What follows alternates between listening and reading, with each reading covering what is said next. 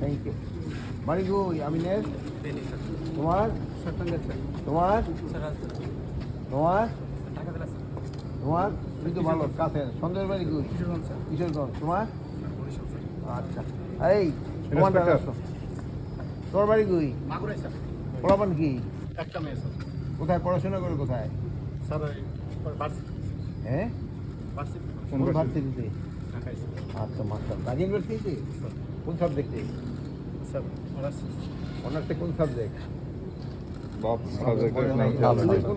কি বন্ধ পড়াশোনা করছো? আমি স্যার আচ্ছা ঠিক আছে। তুমি যাই না নিও মেয়ে কোন সাবজেক্টে পড়ে বুঝতে পারছো?